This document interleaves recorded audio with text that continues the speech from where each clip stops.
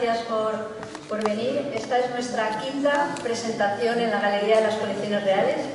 Sí, todas han sido emocionantes, pero la verdad es que la de hoy, poder mostrarles esta sala, todavía lo es más. Les hemos convocado para enseñarles esta sala en la que están los restos arqueológicos que pueden ver. Esto que ven detrás es el origen de Madrid. Es el tramo más antiguo de la muralla árabe, de la muralla fundacional de la ciudad de Madrid. De forma que cuando se proyectó el edificio se sabía que aquí iba a haber restos arqueológicos, que iba a haber restos de la muralla, pero lo que no se sabía era la importancia que iban a tener y que íbamos a encontrar la puerta de acceso, la única puerta que se conserva de acceso a la ciudad de Madrid.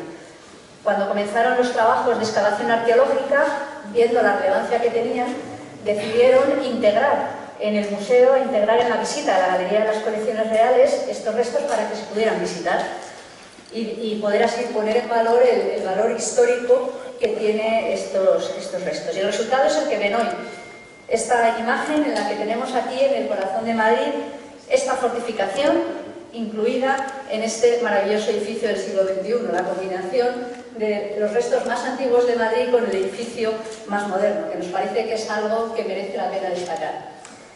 Y esto va en el ADN del patrimonio nacional. Nuestra misión es cuidar, conservar y también enseñar todos los bienes históricos, culturales, artísticos que conservamos, porque creemos que la mejor manera que tenemos de trasladar a los ciudadanos lo que ha sido la historia de estas colecciones es poderlo enseñar bien y poderlo contar aquí.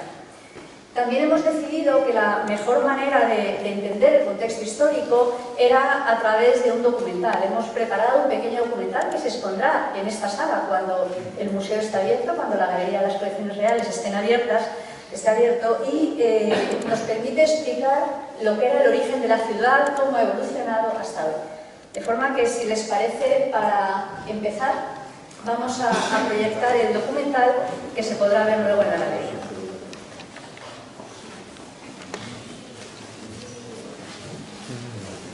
He intentado contar todo el proceso desde los orígenes. Me acompaña el responsable de la Real Galería, Álvaro Soler, experto medievalista, que le paso la palabra porque seguro que les va a contar mejor que yo lo que tenemos enfrente. Muchas gracias. Muy buenos días a todos. Vamos a ver, hoy presentamos esta sala que está concebida como una gran vitrina, una más de la galería, con un contenido muy especial. Y este contenido es ni más ni menos, como ya les ha dicho la presidenta del Patrimonio Nacional, que un fragmento de la muralla fundacional de Madrid. Es decir, son los únicos muros en alzado de fundación de la ciudad que se conservan. Pero ustedes me dirán que también está la Costa de la Vega, correcto. En la Costa de la Vega, la base de esa muralla es parte de esta muralla fundacional, pero que sufre una reparación por el tipo de aparejo posteriormente. Muy probablemente en el siglo X, cuando se reforman todas las fortificaciones de frontera. ¿Por qué es esta una muralla fundacional? Porque, vamos a ver, en el momento que se hace la excavación, lo que es sorprendente es el aparejo de la muralla. Las murallas medievales, sobre todo las islámicas, se puede trazar su cronología a través de la tipología de los aparejos. En este caso son sillares de ladrillo y de sílex, con alguna inserción en caliza de grandes proporciones. Esto recuerda mucho, en cierto sentido, a la arquitectura romana y está hecha a propósito, porque los emires y los califas de Córdoba, cuando hacen un edificio oficial y quieren señalar que es un edificio representativo o representante del poder central omeya, tienden, como en otros momentos de la historia, a recuperar un poco esa idea del vestigio romano, ¿no? Entonces, constructivamente, estos sillares ya nos están indicando una fase muy temprana dentro de las fortificaciones andalusíes. Si se fijan, en la base de esta torre es escalonada, eso se llama una zarpa, es muy típica también de la construcción en el Emirato y en el Califato, y además, justo debajo de esta pared tenemos otra torre. Hemos podido ver que las distancias entre torres son muy cortas. Eso es otro rasgo primitivo, en el sentido de antiguo. Cuanto más cerca están las torres, más antiguas son las murallas islámicas. Aquí no tenemos restos de tapial. El tapial es una forma constructiva en barro que suele asociarse a otro tipo de agentes dentro de la sociedad andalusí. y sí tenemos uso intensivo de piedra de grandes dimensiones, lo cual nos está hablando de un edificio muy oficial. Bien, todo esto es absolutamente compatible con una cronología de mediados del 9. Sabemos por 3 fuentes islámicas que Madrid está creado por el emir Muhammad I, es el quinto emir de Córdoba, durante su reinado, porque lo que está haciendo es fortalecer una línea de fortificación, como hemos visto en el audiovisual, para proteger no solo Toledo, es una función. Otra función es protegerse. En el Emirato Muhammad hay mucha revuelta interna, es también una protección del poder central contra esas revueltas y es también una protección contra los reinos cristianos que están al otro lado de la Sierra de Guadarrama, que se consolida como una especie de frontera física, ¿no? Bien, a todo esto no solo tenemos una torre con un lienzo, sino que justo en la intersección entre los dos edificios, por el interior, se documenta perfectamente una puerta de 2 metros de ancho. Bueno, un breve paréntesis para que se haga una idea de la potencia de esta fortificación. Ese muro tiene un ancho de 3 metros de sección, lo cual es realmente inusual. Eso quiere decir que es una fortaleza muy potente. 3 muros de sillares es muy potente. 3 metros de sillares es de una potencia fuera de lo normal. Esa puerta tiene 2 metros de ancho entre las jambas de caliza que se conservan perfectamente.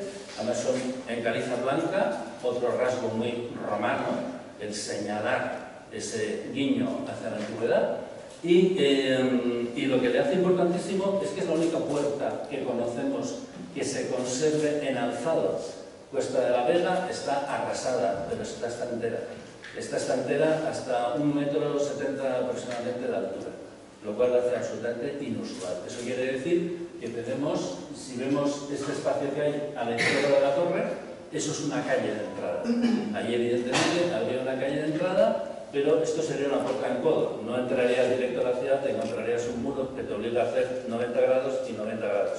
Esto también es muy típico de las fortificaciones omeyas de esta época, porque es un sistema de protección. Simplemente que tú te encuentras con el muro, el arma al otro lado y bueno, es fácilmente defendible la puerta, ¿no?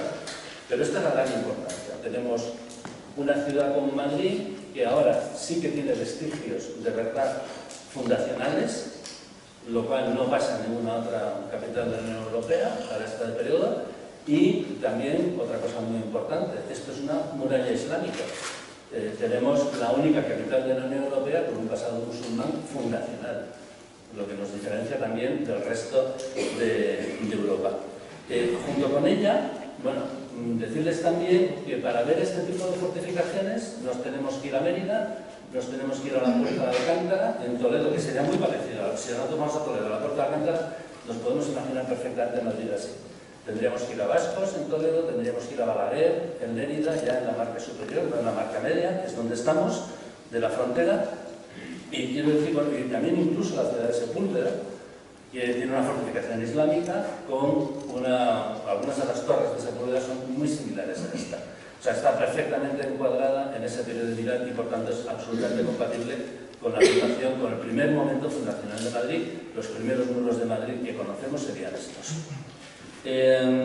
Junto con ella tenemos una serie de casas detrás de los siglos XIV y XV, que es, como han visto en el documental, esos muros con aparejo de toledano, de mampostería y de ladrillo.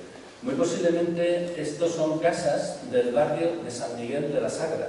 San Miguel de la Sagra era una iglesia románica, desgraciadamente desaparecida, que estaría aproximadamente, más o menos delante de la fachada de palacio que da hacia el Teatro Real. Lo cual nos hace pensar, pero esto es en este momento en nivel de hipótesis, que esta pueda ser la famosa Puerta de la Sagra, hasta ahora localizada delante del Arco de Santiago de Madrid. Quizás es la Puerta de la Sagra y estamos trabajando en esta documentación, ¿no? Y luego lo que ven es una serie de elementos constructivos como estas atarceas con los sifones del alcantarillado y estos muros curvos que pertenecen a jardines del siglo XIX. Verán en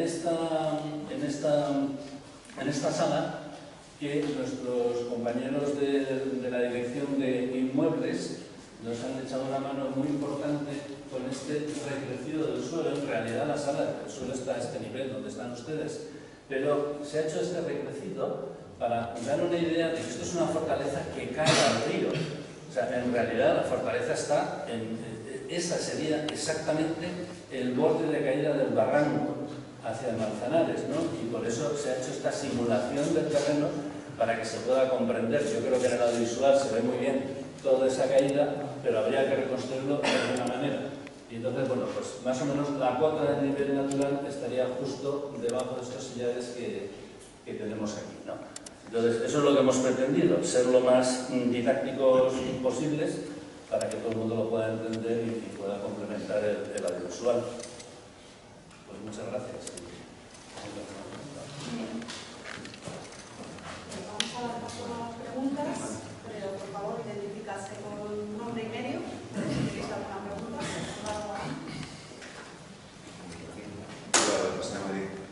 ¿se sabe la altura tanto de la torre como de los lienzos de muralla que tenía originalmente? Bueno, por desgracia no tenemos nada en el que asegurarlo o decirlo con total seguridad, porque no tenemos ningún vestigio de altura total. Pero aquí hay que pensar que lo que tenemos son prácticamente 4 metros desde cimentación. Al hacer este recrecido hay 2 líneas de escalonamiento más que no se ven, porque si no, no podíamos dar esta idea, está un poco más baja en esa zona, pero calculando con otras murallas, bueno, pues lo normal es que una muralla pueda tener 10 o 12 metros de altura con toda tranquilidad. La muralla cristiana de Madrid ya tiene esa altura un poquito más en algunos tramos. ¿Y el origen se conoce puramente defensivo o sí? Porque comentabas que en las casillas se les tocaron. Sí, bueno, vamos a ver, lo que pasa es que Madrid es conquistada en 1085 por Alfonso VI, como saben. Entonces, después de ese momento hay una situación de impasse en la que esto es un territorio fundamentalmente cristiano, pero que no está a salvo de incursiones musulmanas. De hecho, hasta la batalla de las Navas de Tolosa y el traslado definitivo de la frontera, no del Tajo al Guadiana, que es este momento raro en el que estamos, ¿no?, sino ya definitivamente, cuando ya pasa Sierra Morena, como fortaleza deja de tener sentido, más allá de que pueda servir como un elemento de control del poder político del rey de Castilla de turno en ese momento. Entonces, al perder igual que en muchas ciudades, por ejemplo, esto es muy visible en Ávila, cuando tú pierdes capacidad defensiva, que no eres tan estratégico, pues claro, la gente, ¿para qué voy a hacer un muro trasero a mi casa si tengo una maravillosa muralla donde apoyarme, ¿no? Entonces, esas casas de ese Madrid del siglo XIV, y son estas casas que estamos viendo, lo que hacían era apoyarse en la muralla y usar la muralla como trasera, ¿no? De hecho, hay un detalle, lo que pasa es que no lo he comentado, pero es un detalle muy curioso. Ese muro que hay ahí debajo, que ves debajo del hormigón, en realidad son los restos de la otra torre de la puerta.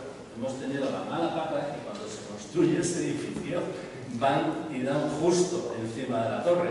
También hay que pensar que las murallas sirven para cimentar también edificios que después. ¿Por qué tenemos esa atarjea ahí? Por la simple razón de que alguien ha de estar pinchando en esta zona de Madrid para meter una canalización y de repente, donde estaba la puerta de la ciudad, claro, no hay muro. Y dijo, pues aquí puedo irme hacia abajo, y por eso está la canalización ahí, porque no ha pinchado en duro, no ha pinchado de... Entonces, claro, eso les ha permitido, ¿no? Entonces, en esa zona de ahí sí se conservan en el enfoscado unos círculos que nos están hablando de que en la Baja Edad Media la gente de esta casa en algún momento utiliza la antigua puerta para algo. A lo mejor se hacen una terracita aquí mirando al río, no lo sé. No sé qué es lo que harían, pero evidentemente hay una utilización del espacio de la puerta. Pero no como puerta, sino ya como una cosa privada, porque si no, no te molestas en decorar el enfoscado, ¿no? Y la última y termino. Sí. En esta época, habitualmente las atalayas, aparte de defensivas, funcionaban para comunicarse con humo, con otras atalayas cercanas. ¿Se sabe de alguna fortificación coetánea cercana que pudiera servir para comunicarse entre ellos y mantener la zona a salvo? Sí, bueno, vamos a ver. No sé si se habrán fijado, porque es un detalle. A ver, nosotros hemos querido en el audiovisual ser muy arqueológicos. No sé si se han fijado que hay simuladas curvas de nivel. Sí. que hemos recuperado la topografía de la plataforma geológica sobre la que se pone la ciudad, que es ese gran farallón como cuadrado que se ve perfectamente cayendo al río. No sé si se han fijado que en un momento de lo audiovisual hay una atalaya, que de hecho se conserva en la actualidad, y si no la conocen es algo muy curioso. Hay una atalaya en el parking de la Plaza de Oriente. Si bajan al parking, al cajero, pues hay ahí también una especie de ventana donde ves la atalaya. Esa atalaya está cubriendo. Hay que pensar que nosotros estamos entre ríos, es lo que no somos conscientes ahora. La calle de Segovia es un arroyo, pero la calle de la Arenal es otro arroyo. De hecho, ahí había unas tenerías y Isabel la Católica las manda a quitar porque la peste que llegaba a Palacio era importante, ¿no? de las pieles curtidas. Entonces, estamos rodeados de barrancos, por eso esto es una posición defensiva. Y en las atalayas, claro, está esa, pero luego hay que pensar que en la provincia de Madrid, sobre todo en la sierra, hay toda una línea de atalayas que va prácticamente hasta el Ebro. Y al revés, de Madrid al sur, hay también otra línea de atalayas. Entonces, Madrid está perfectamente comunicada. Si pasa algo en el Duero, en cuestión de horas, en Madrid lo saben. No hace falta coger un caballo. De hecho, por ejemplo, cuando está Cabo Ormaz, que está en el Duero, una fortaleza califa de origen emiral como esta, impresionante, en Córdoba tardan nada en enterarse, por todo este sistema de comunicación. Aquí desde Madrid pues puede haber, no sé, en este momento conocidas, no sé, fácilmente 4 o 5 atalayas en la sierra. El Cerro de San Pedro, al lado de Comer Viejo, arriba del todo tiene, que es un cerro impresionante, arriba del todo tiene una atalaya. Y el Cerro de San Pedro desde aquí se podría ver. Gracias. Hola, buenos días. Soy Federica García. Es la primera vez que entro en el nuevo edificio. Quería saber un poco si nos podéis explicar, o sea, por qué lado estamos, porque yo no me ubico, y si hay una conexión entre esta parte de la muralla y la pequeña parte que queda dentro del edificio de Secretaría de la Cultura. No sé si usted sabe que hay. No hay conexión. No hay conexión. No. No estamos en el mismo lado. No, el Instituto de la Cultura, para que nos entendamos, está allí. Ok. ¿De acuerdo? Sí. La calle Mayor está allí, la Costa de la Vega está ahí. Palacio lo tenemos aquí. Estamos en la línea de la colina, ¿no? O sea, para entendernos, si nosotros seguíamos la muralla nos llevaría a la armería que hay entre la armería del archivo y a Palacio, donde estaría supuestamente el alcázar. O sea que es una muralla que da hacia el Parque del Moro. Estamos dando al río. O sea, el río lo tenemos ahí. Entonces, esta puerta sagra significa campo. Se refiere a los campos de cultivo. Por eso pensamos que puede ser la sagra. Porque desde aquí tú sales al barranco y yo estaría viendo el río ahora. Estaríamos viendo el río. De hecho, ya para la inauguración estamos desarrollando un sistema con los móviles para que puedas hacer así y hacerte un viaje en el tiempo y puedas localizarte donde estás. A nivel vacío de todo esto, imagino que habrá aparecido restos de cerámica, monedas, todo eso ¿dónde está? Bien, en este momento, vamos a ver, hago un poco de historia de cómo ha evolucionado todo esto, ¿no? Esto es una excavación de 1999, principios de los 2000. Luego todo esto, durante la construcción del edificio, se cubrió de arlita y de lonas asfálticas de estas para protegerla, ¿no? Y en el 2018 fue cuando quitábamos todas esas protecciones y empezamos el proceso de trabajar con todo esto. Los materiales en este momento están en un almacén de Palacio. Para que se hagan una idea, son 200 cajas de cajas de plástico de museo. Predomina la cerámica y tenemos cerámicas desde época prácticamente hasta la actualidad. Incluso fragmentos de cosas muy curiosas como porcelana china del siglo XVI y XVII, porque estamos en un sitio muy estratégico. Hay que pensar que nosotros tenemos el alcázar ahí, la Real Armería estaba de Felipe II, aparece como a 10 metros de esa esquina, o sea que estamos justo, estaríamos delante de la armería, ahora, en el borde de la colina, y aquí detrás tendríamos la casa de los caballeros pajes. Entonces, esto digamos que es una zona como muy noble de la ciudad, por lo tanto los materiales que han aparecido aquí pues te llevan a tener cosas tan estupendas como cerámica china, porcelana china del 16 y del 17. Tenemos también algunos apliques de bronce dorado con castillos y leones del siglo XIII, un hallazgo muy excepcional, y también algunos fragmentos murarios con epigrafía árabe. Pero todo esto tienen que pensar que estamos hablando de miles de objetos. Yo digo que ocupan 200 cajas. Estamos todavía en ese proceso de asimilarlo, pero la intención, esperemos que dentro de muy poco, va a ser tener aquí una muestra, una selección de los principales materiales dentro de esta sala.